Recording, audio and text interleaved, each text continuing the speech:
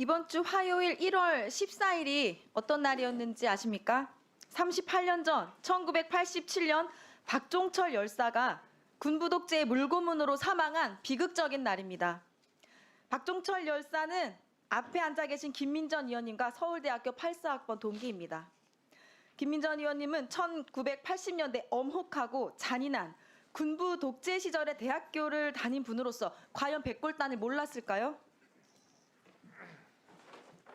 백골단은 사복을 입고 바로 이 하얀 헬멧을 쓰고 시위대를 무자비하게 구타하고 체포했던 국가폭력의 상징이었습니다.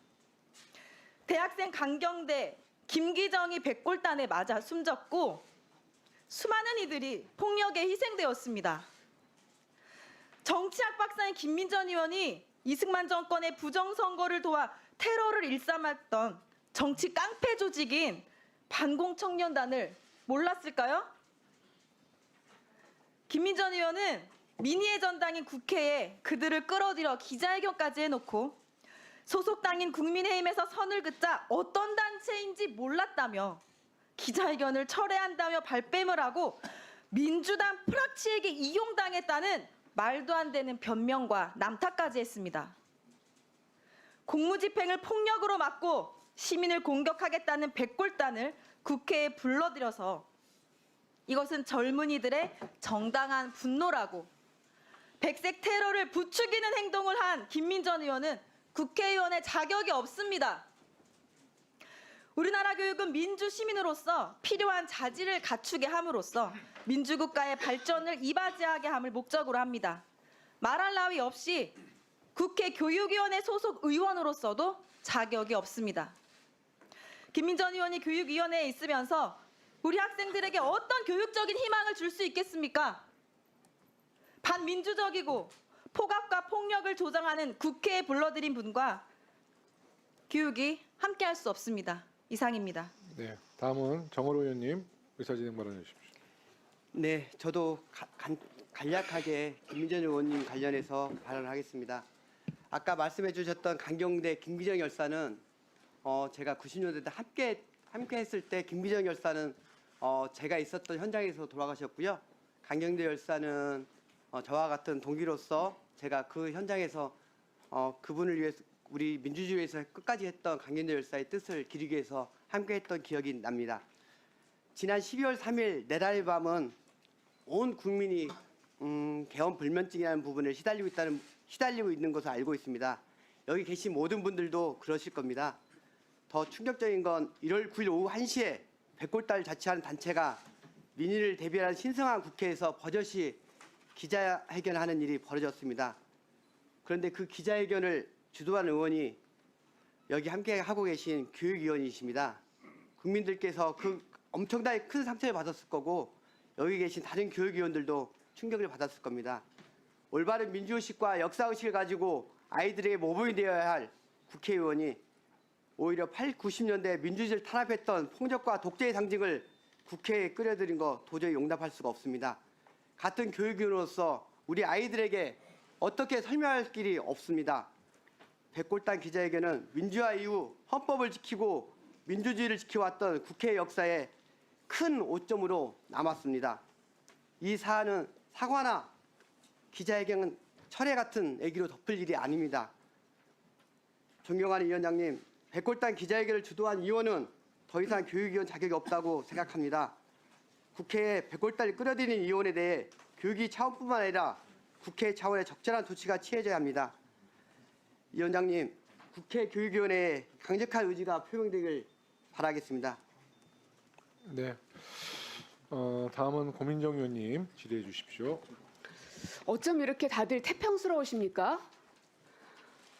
표정이나 행동이나 지금 앉아 계시는 모습들을 보면서 저는 그래도 일말의 양심들도 있고 또 지금 언론에서 내비쳐지고 있는 모습들도 있고 또 윤석열 내란 우두머리 체포까지 됐죠. 그리고 김민전 의원께서는 다른 데도 아니고 교육입니다. 저희가 국회의원 배지 떼라는 얘기 아니잖아요. 그러면 거기에 대해서 아무리 못해도 좀 뭔가 반성하는 모양새라도 보이시든지 아니면 좀 무거운 마음을 갖고 오시든지 저희는 다 무겁게 앉아 있는데 국민의힘 의원들은 웃으시면서 너무나 편안해 보이십니다. 저만 그렇게 봤습니까? 제 뒤에 카메라들 다 있으니까 다 잡혔겠죠. 정치는 결국 태도가 중요한 거 아닙니까? 그래서 우리가 교육위 안에서 서로 질의를 날카롭게 할 땐 하더라도 서로에 대한 인간적인 폄훼하지 말자 그런 얘기 많이 하죠. 정치의 기본입니다. 김민전 의원께서 백골단 기자회견 하신 이후에 본회의장에서 보이셨던 물론 어느 의원이든 다 피곤하시면 주무실 수도 있어요. 그러나 왜 사람들이 그 모습에 주목을 했겠습니까?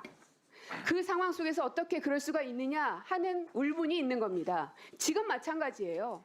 아까 제일 먼저 김문수 의원께서 사진까지 보여주면서 얘기하셨을 때 저는 김민전 의원님께서 올 게 왔구나 하는 생각까지 하시면서도 되게 겸허하게 받아들이실 줄 알았어요. 그런데 그때 표정이 어떠셨냐면 웃으시면서 팔짱 끼고 계시면서 무슨 생각을 하시고 계셨나 하는 생각이 드는 겁니다. 그리고 조정원 의원께서는 국민의힘에서 이미 다 정리됐다고 말씀하셨죠. 가해를 한 사람이 정리하면 다 끝납니까?